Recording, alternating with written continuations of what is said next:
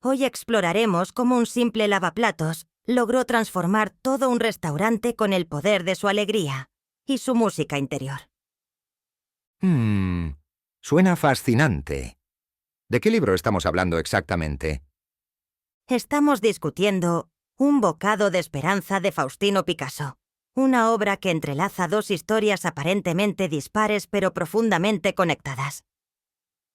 Por un lado, tenemos la historia de Denver, un niño cuyo padre fue parte del movimiento revolucionario 14 de junio en la República Dominicana.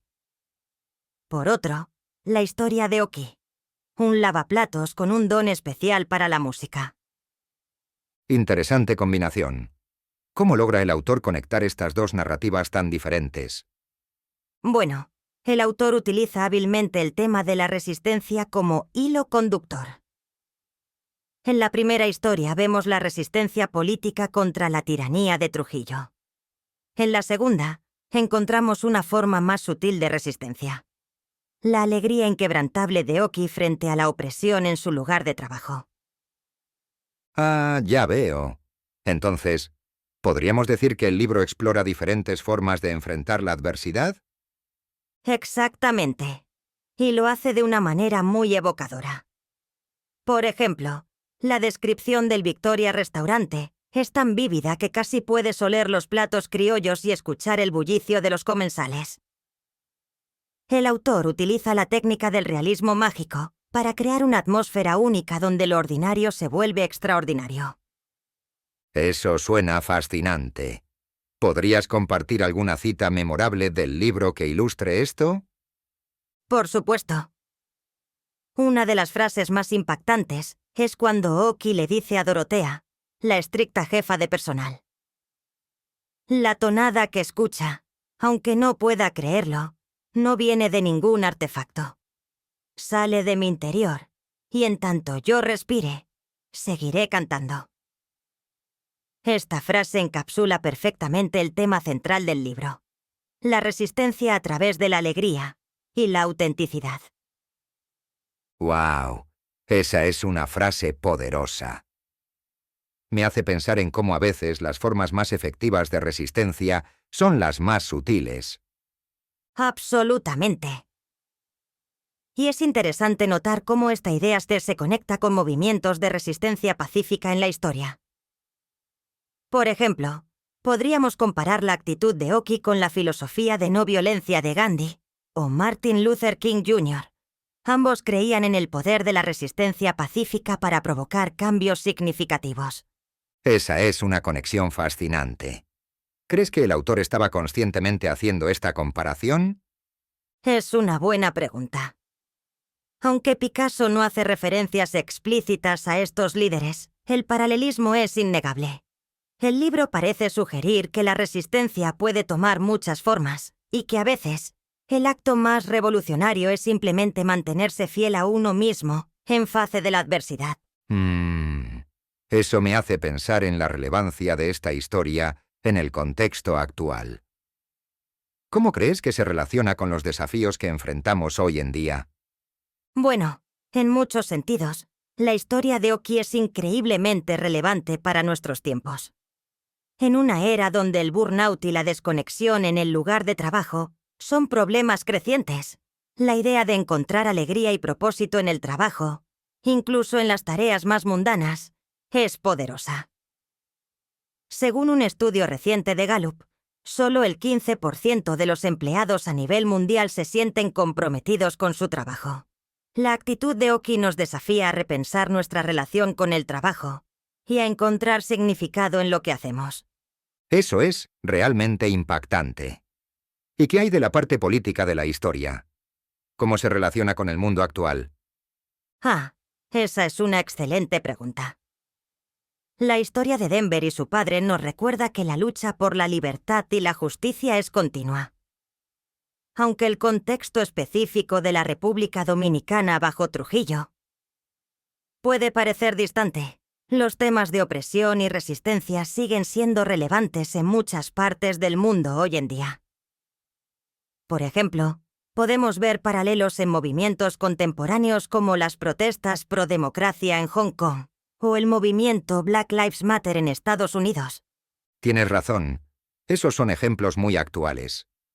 Me pregunto, ¿cómo crees que el autor logra equilibrar estos temas tan pesados con la ligereza y la alegría que encontramos en la historia de Oki? Esa es una observación muy aguda. Creo que Picasso logra este equilibrio a través de su hábil uso del contraste y la yuxtaposición.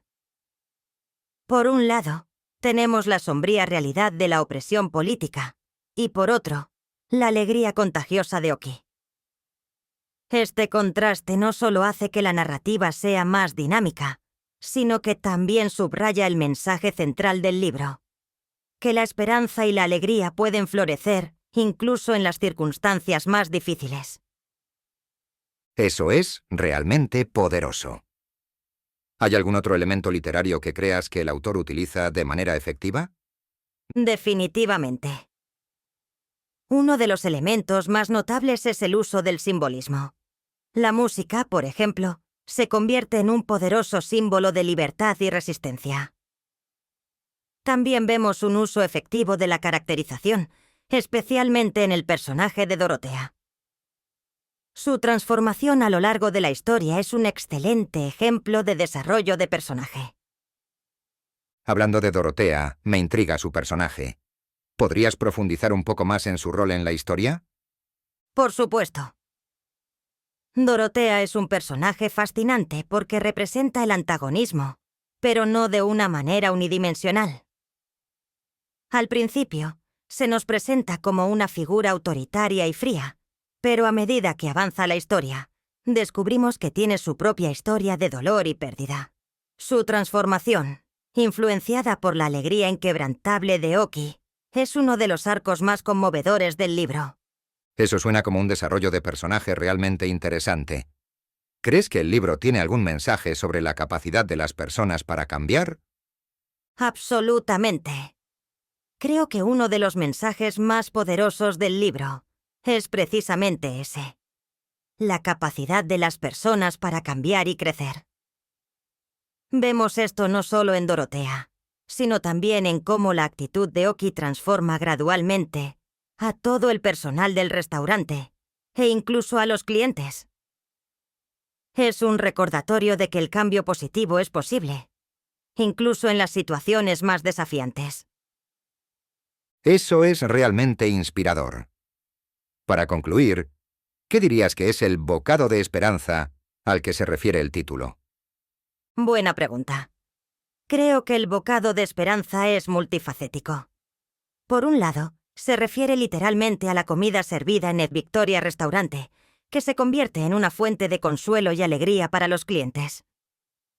Pero en un sentido más amplio, representa esos pequeños momentos de alegría y resistencia que nos mantienen en pie durante los tiempos difíciles. Ya sea la música interior de Oki o la determinación de don Alejandro en la lucha contra la tiranía, el libro nos recuerda que a veces solo necesitamos un pequeño bocado de esperanza para seguir adelante. Esa es una hermosa interpretación. ¿Algún pensamiento final sobre el libro? Creo que un bocado de esperanza es un recordatorio poderoso de que la resistencia y la esperanza pueden tomar muchas formas. Nos desafía a encontrar nuestra propia música interior y a compartirla con el mundo, sin importar los obstáculos que enfrentemos. En un mundo que a menudo parece dividido y desalentador, este mensaje de esperanza y resistencia pacífica es más relevante que nunca. Bien dicho. Parece que este libro tiene mucho que ofrecer a los lectores en términos de inspiración y reflexión. Definitivamente.